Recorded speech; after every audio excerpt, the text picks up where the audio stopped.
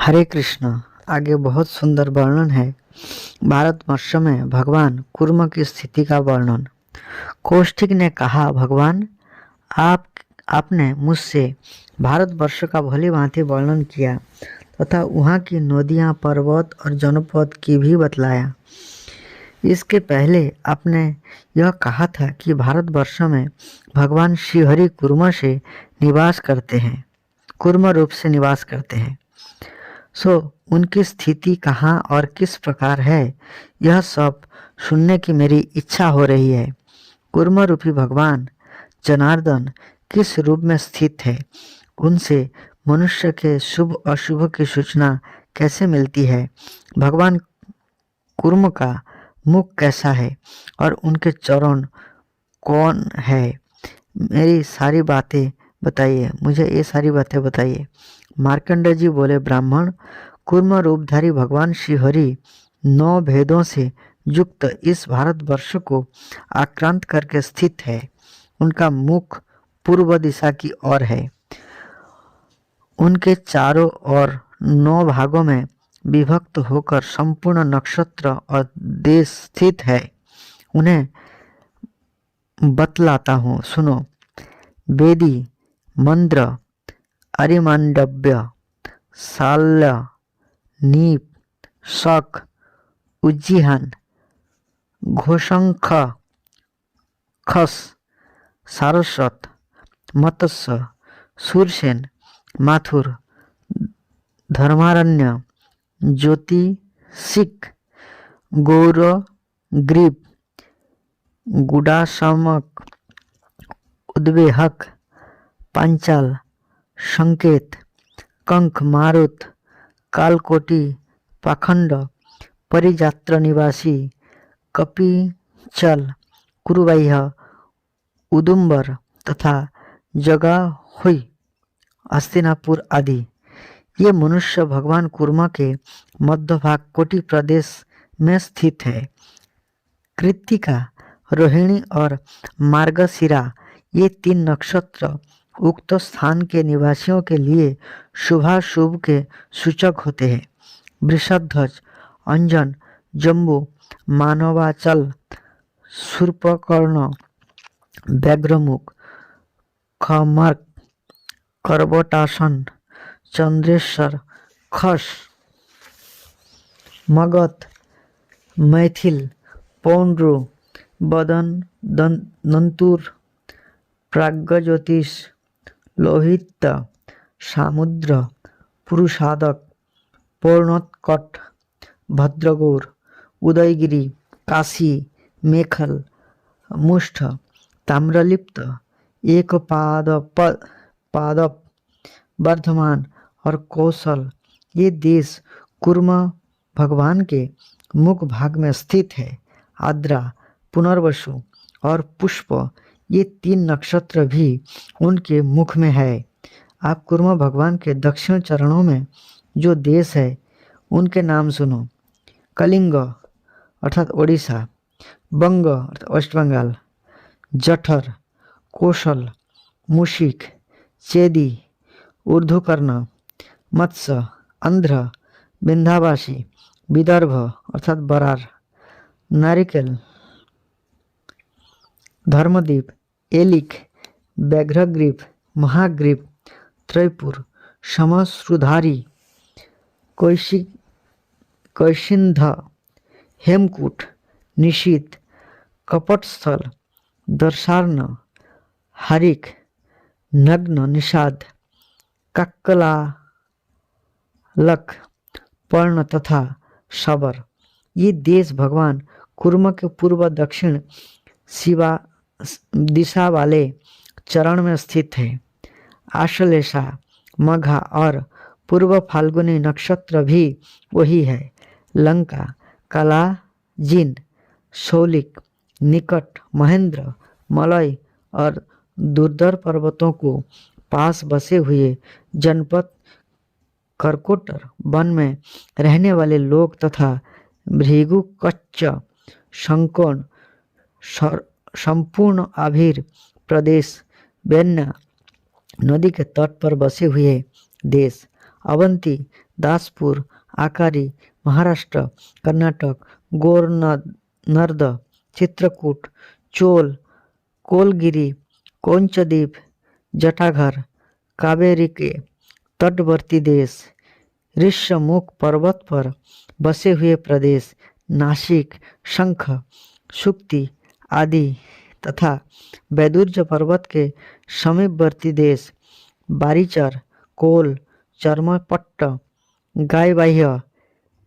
कृष्णद्वीपवासी, सूर्याद्रि और कुटुम्बाद्रि के निवासी, ओखावन, दिशिक, कर्मनायक, दक्षिण, कोरुष, ऋषिक, तापसाश्रम, ऋषभ, सिंघल, क्रांची निवासी, त्रिलिंग, कुंचर, दर, दर, दर कुंचर दरी तथा कच्छ में सहने वाले लोग और ताम्रबर्णी नदी के तटवर्ती देश, ये भगवान कुर्मा की दाई कुक्षी के स्थित है। उत्तरा फाल्गुनी, हस्त तथा चित्रा ये 3 नक्षत्र भी वही है। काम्बोज, पायहप, बड़मामुख, सिंधु, सोबीर, अनर्थ, बनितामुख, द्रावण, शूद्र, कर्ण, प्राधेय, बर्बर, किरात, पारत, पांड्य, पारशप, कल, धूर्तक, हेमगिरिक, सिंधु, कालक, रैवत, सौराष्ट्र, दरद, द्राविड़, महाअर्णब ये देश कुर्मा भगवान के दक्षिण चरण में स्थित है। साथ ही विशाखा और अनुराधा नक्षत्र भी वही है। मणिमेध, खुराद्री, खंजन, अस्तगिरी, अपरंतिक, हैहत, शांतिक, विप्र, शस्तक, कोंकण, पंचनद, वामन अवतार, तारक्षुर, अंगतक, शर्कर, शाम्ल, बेशमक, गुरुस्तर, फाल्गुनक, वेणु, मति निवासी, फाल्गु, लुक, घोर, गुरुह, चकल, एकेक्षण, बाजिकेश, दीर्घग्रीव, शुकुलिक तथा अश्वकेश ये देश भगवान कच्छप के पुच्छ भाग में स्थित है। वही ज्येष्ठा, मूल और पूर्वाषाढ़ा नक्षत्र भी है। मांडव्य, चंडखार, अस्मक, ललन, कुशंत, लडह, स्त्रीबाह्य, बलिक, नृसिंह, वेणुमतिवासी, बलावत्स, धर्मबद्ध, उलूक तथा उरुकर्म निवासी मनुष्य भगवान कुर्म के बाएं चरण में स्थित है। उत्तराषाढ़ा, श्रवण और अधिष्ठागी भी वही स्थित है।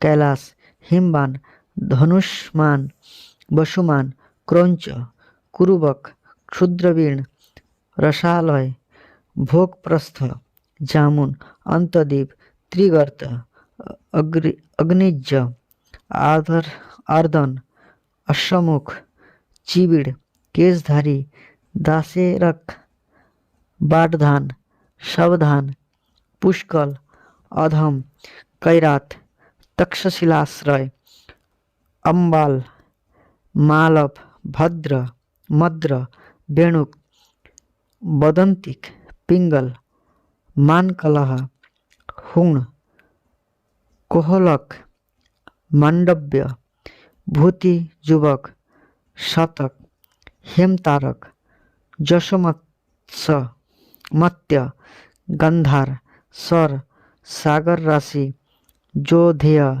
दासमय, राजन्न, साम्यक तथा क्षेमधूर्त ये कुर्म भगवान की बाएं कुक्षी में है। शतभिष, पूर्वा भाद्रपदा और उत्तरा भाद्रपदा ये 3 नक्षत्र भी वही है। किन्नर राज्य, पशुपाल, कीचक, कश्मीरक, अभिसारजन, दरय, अंगन, कुरट, अन्नदारक, एकपात, खस, घोष, सर्गभौम, अनबद्ध, जवन, हिंग, चिरप्रापरण, त्रिनेत्र, पौरव तथा गंधर्व ये कच्छ भगवान के पूर्व उत्तर वाले चरण में आश्रित है। रेवती, अश्विनी और भरणी भी वही है। विप्र पर उक्त देश में क्रमशः यही नक्षत्र ऐसे हैं जिनके कारण मनुष्य को पीड़ा होती है, अर्थात जब इनके साथ दुष्ट ग्रह का योग होता है तो ये उनसे प्रभावित होकर प्रजा को कष्ट देते हैं, और उत्तम ग्रहों को योग होने पर ये वहाँ के मनुष्य को अभ्युदय की प्राप्ति कराते हैं। जिस नक्षत्र राशि का जो ग्रह स्वामी है उसी के अशुभ भाव में रहने पर उस देश के लोगों को कष्ट होता है, और वही ग्रह जब उच्च स्थान में होता है तो शुभ फल की प्राप्ति होती है। नक्षत्र और ग्रहों से होने वाला शुभाशुभ फल साधारणतया सब देश में सभी मनुष्यों को प्राप्त होता है। यदि अपने नक्षत्र खराब हो अथवा जन्म के समय ग्रह अशुभ स्थान में पड़े हो तो मनुष्य को कष्ट भोगना पड़ता है। यह बात प्रत्येक के लिए सामान्य रूप से लागू होती है। इसी प्रकार यदि नक्षत्र और ग्रह अच्छे पड़े हो तो उसका फल शुभ होता है। पुण्यात्मा मनुष्य के ग्रह यदि अशुभ स्थान में हो तो उन्हें द्रव्य, गोष्ठ, भृत्य, सुहृद, पुत्र एवं भार्या की भी हानि उठानी पड़ती है। यदि पुण्य थोड़ा है तो अपने शरीर पर भी भय आ सकती है, और जिन्होंने अधिक मात्रा में पाप ही पाप किए हैं उन्हें तो सर्वत्र ही द्रव्य आदि तथा शरीर सभी की हानि उठानी पड़ती है। जो सर्वथा निष्पाप है उन्हें ग्रह आदि से कभी कहीं भी भय नहीं है। नक्षत्र और ग्रह से प्राप्त शुभाशुभ फल को मनुष्य कभी तो अकेले भोगता है तो कभी कभी साधारणतया संपूर्ण दिशा, देश, जनसमुदाय, राजा अथवा पुत्र के साथ भोगता है। जब ग्रह दूषित नहीं होते तो ये मनुष्य परस्पर अपने रक्षा करते हैं, और ग्रहों के दूषित हो जाने पर उन्हें शुभ फलों से वंचित होना पड़ता है। यहाँ कुर्म भगवान के विग्रह में जो नक्षत्र की स्थिति बताई गई है, ये नक्षत्र उन देशों के लिए सामान्य रूप से शुभ या अशुभ होते हैं। अतः बुद्धिमान पुरुष को उचित है कि अपने देश, नक्षत्र तथा ग्रहजनित पीड़ा को उपस्थित देख उसकी विधिपूर्वक शांति करे, साथ ही लोक वादों का भी समन करे। आकाश से देवताओं तथा दैत्य आदि के जो शत्रु पृथ्वी पर गिरते हैं उन्हें लोक में लोकवाद कहा गया है। विद्वान पुरुष उन सब की शांति करे, लोकवाद की कभी भी उपेक्षा ना करे, क्योंकि उनकी शांति करने से ही उनके द्वारा प्राप्त होने वाले भय का निवारण होता है।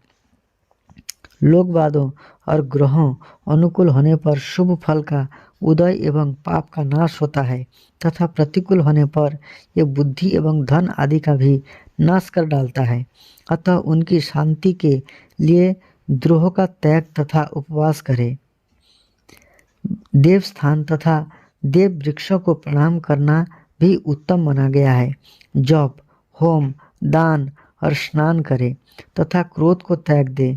विद्वान पुरुष किसी से भी द्रोह ना करे, सब प्राणियों के प्रति मित्र भाव रखे, दुर्वचन ना कहे और बढ़ बढ़कर बातें ना बनाए। इस प्रकार मैंने भारतवर्ष में स्थित भगवान कुर्म के स्वरूप का वर्णन किया। ये अचिंतात्मा नारायण है, उन्हीं में संपूर्ण जगत की स्थिति है, उन्हीं में संपूर्ण देवता और नक्षत्र मंडल है, उन्हीं के भीतर अग्नि, पृथ्वी और सोम है। मेष आदि 3 राशियां भगवान कुर्म के मध्य भाग अर्थात कोटि प्रदेश में है। मिथुन और कर्कट मुख में स्थित है। पूर्व और दक्षिण वाले चरण में कर्क तथा सिंह है।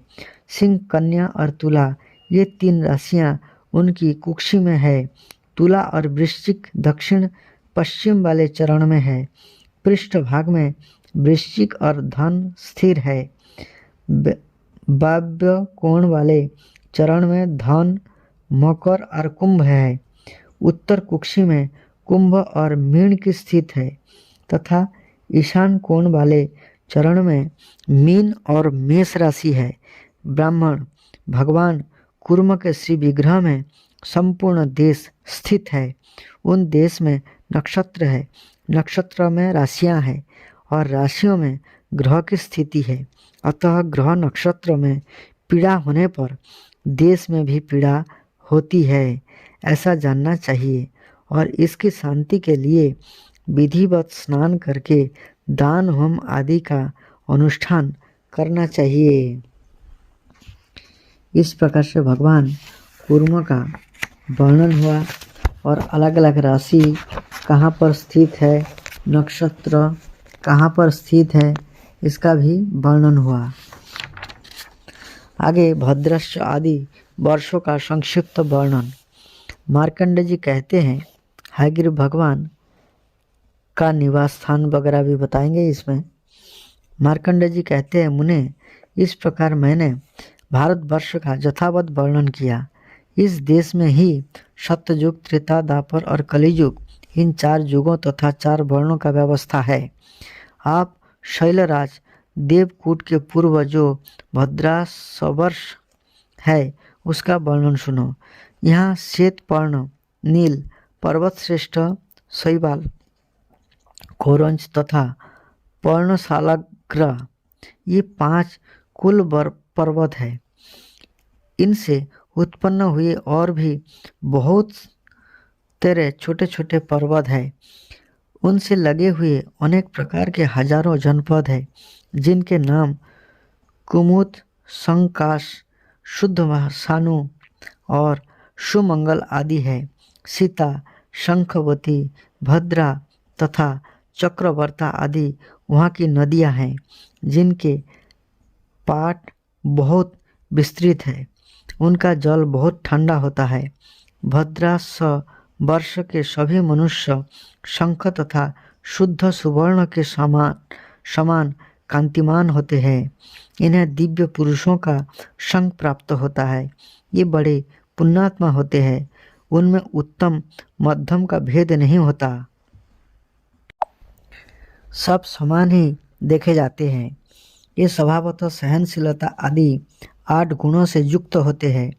यहाँ 4 भुजाधारी भगवान विष्णु हयग्रीव रूप से विराजमान रहते हैं। ये मस्तक, हृदय, लिंग, चरण, हाथ और 3 नेत्र से सुशोभित है। उन जगदीश्वर के अंग में भी पूर्ववत देशों की स्थिति जाननी चाहिए। आप उसमें पश्चिम में स्थित केतुमाल वर्ष का वर्णन सुनो। यहाँ विशाल कंबल, कृष्ण, जयंत, हरि पर्वत, विशोक और वर्धमान, ये 7 कुल पर्वत है। इनके सिवा और भी बहुत से पर्वत है। यहाँ लोग निवास करते हैं। उस देश में मौली, महाकाय, शकपोत, करम्भक तथा अंगुल आदि सैकड़ों जनपद है। यहाँ के लोग बंखुशयामा, शकम्बला, अमोघा, कामिनी, श्यामा तथा अन्यान्य सहस्त्र नदियों के जल पीते हैं। उस देश में भगवान श्री हरि वराह रूप में विराजमान है। ये अपने हाथ, पैर, मुख, हृदय, पीठ, पसली आदि अंग में बहुत से देश एवं 3-3 नक्षत्र पूर्ववत धारण करते हैं। ये नक्षत्र भी पहले की ही भांति उन देशों के लिए शुभाशुभ सूचक होते हैं। मुनिश्रेष्ठ, यह मैंने केतुमाल वर्ष के विषय में कुछ बातें बताई है। आप मुझसे उत्तर कुरु वर्ष का वर्णन सुनो। वहाँ की भूमि मणिमयी और वायु सुगंधित तथा सर्वदा सुख देने वाली होती है। जो लोग देवलोक से च्युत होते हैं, यही उस देश में जन्म लेते हैं। उस देश में गिरिराज, चंद्रकांत और सूर्यकांत ये दो कुल पर्वत है। यहाँ भद्र सोमा नाम वाली महानदी पवित्र एवं स्वच्छ जल की धारा बहाती हुई निरंतर बहती रहती है। इसके सिवा और भी हजारों नदियाँ बहती है। कुल पर्वतों के अतिरिक्त और भी अनेक पर्वत है तथा सैकड़ों एवं सहस्त्र वन है, जहाँ अमृत के समान स्वादिष्ट नाना प्रकार के फल उपलब्ध होते हैं। उत्तर कुरुवर्ष में भी भगवान श्री कृष्ण पूर्व की ओर सिर करके मत्स्य रूप में विराजमान रहते हैं। उनके भिन्न भिन्न 9 अवयवों में 3-3 के क्रम से सभी नक्षत्र 9 भागों में विभक्त होकर स्थित है। इस प्रकार वहाँ के देश भी 9 भागों में विभक्त है। उस देश में चंद्रद्वीप और भद्रद्वीप नामक 2 द्वीप है, जो समुद्र के भीतर स्थित है। ब्राह्मण, इस प्रकार मैंने उत्तर कुरुवर्ष का वर्णन किया। आप किम पुरुष आदि का वर्णन सुनो। वहाँ के स्त्री पुरुष रोग और शोक से रहित होते हैं, मतलब रोग और शोक होते नहीं हैं। उस वर्ष में प्लक्षखंड नामक एक मनोहर वन है, जो नंदन वन के समान रमणीय जान पड़ता है। वहाँ के पुरुष सदा उस वन के फलों का रस पीते हैं।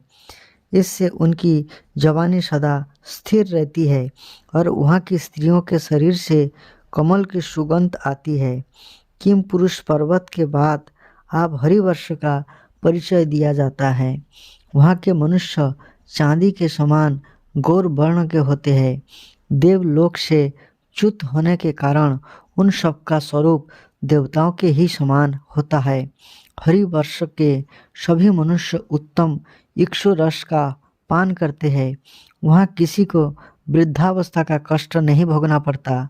ये सब के सब अजर होते हैं, जब तक जीते हैं निरोग रहते हैं।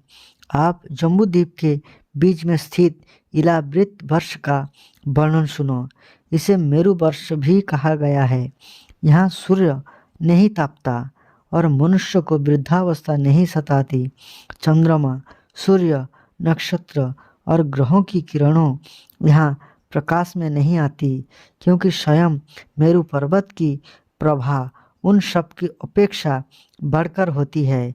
यहाँ की मनुष्य जामुन के फल का रस पीते और कमल की सी कांति धारण करने वाले, कमल के समान सुगंधित एवं कमल दल के सदृश विशाल नेत्र वाले होते हैं।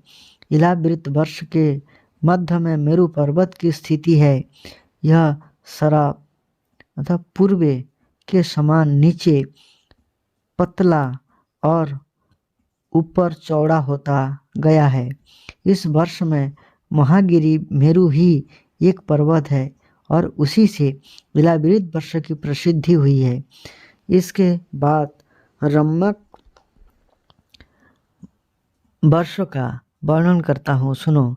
यहाँ हरे पत्तों से सुशोभित एक ऊंचा बरगद का वृक्ष है। उसी के फल का रस पीकर वहाँ के निवासी जीवन निर्वाह करते हैं। ये जरा और दुर्गंध से रहित तथा अत्यंत निर्मल होते हैं। एक दूसरे के प्रति प्रगाढ़ प्रेम ही उनका प्रधान गुण है। उसके उत्तर में हिरण्मय नामक वर्ष है। यहाँ प्रचुर कमल वनों से सुशोभित हिरण्यवती नाम की नदी बहती है। यहाँ के मनुष्य बहुत बड़े, बलवान, तेजस्वी, यक्ष के समान सुंदर, महान, पराक्रमी, धनवान तथा नेत्र के प्रिय लगने वाले होते हैं। इस प्रकार से अलग अलग जो इला वर्ष वगैरह है, सारे भद्रा वर्ष, ऐसे भगवान वराह कहाँ रहते हैं, कुर्मा कहाँ रहते हैं, मत्स्य कहाँ रहते हैं, इन सब का वर्णन हुआ है। बहुत सुंदर आनंदमय कथा है। अगला कथा जो है अगले वीडियो में आपको बताएंगे। तब तक के लिए हरे कृष्ण।